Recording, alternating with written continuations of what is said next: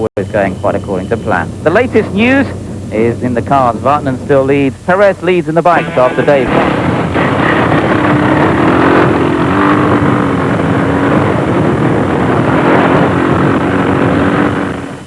Hello, how are you?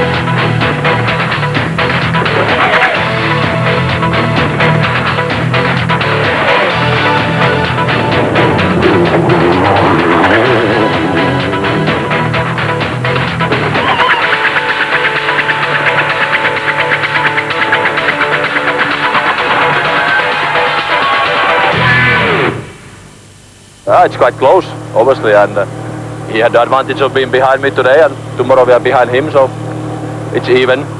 And anyway, it's very close. He drives very well, and so there's not much room for playing.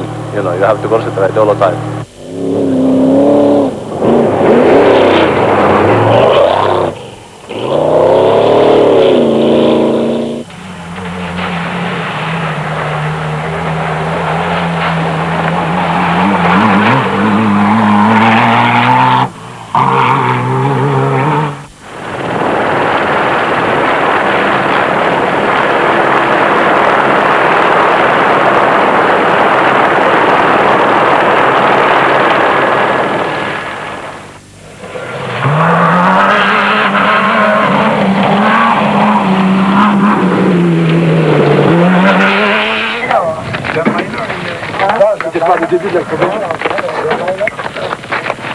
They're going flat? No, the rim is stronger.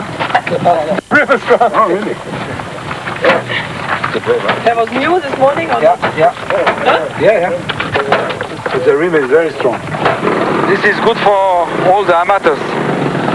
I think in the future, if many people want to buy cars like this, it will be a lot of fun, because then we have very good fight.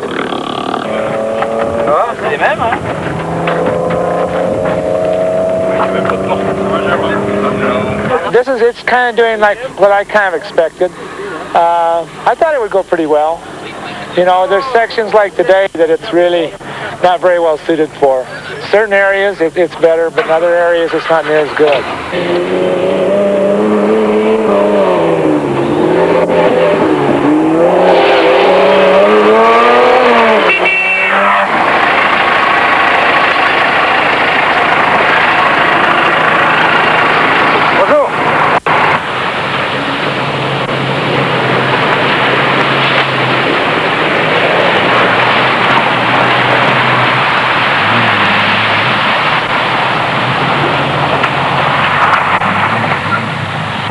Not competing for KTM, although on the event to oversee things. And Fabrizio Mioni also not competing for KTM, also injured earlier this year. And Thierry Magnaldi, who we saw just a moment ago, still having a few brake problems. His brakes failed and he ended up jumping into a field of wheat to save himself. One or two other British riders got into trouble as the cars found themselves held up on some of the routes.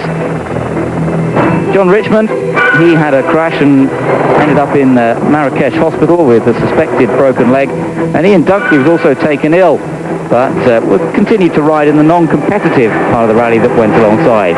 We're watching now the problems the Citroën team encountered as Ari Vatanen picked up a puncture. Pierre Lartigue was struggling to get past a camel train. And the camel train man was not terribly happy about things. Nor was Pierre Lartigue. He said, it's a pity. I got held up by the camel's caravan and lost some 3 minutes. At the same time, Ari had a puncture, so he changed his wheel.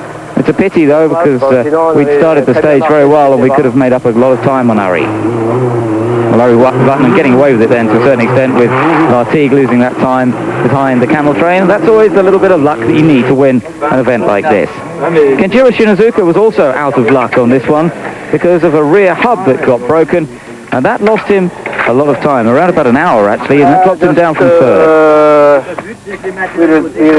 Wheel was come off. I don't know, something broken. Then,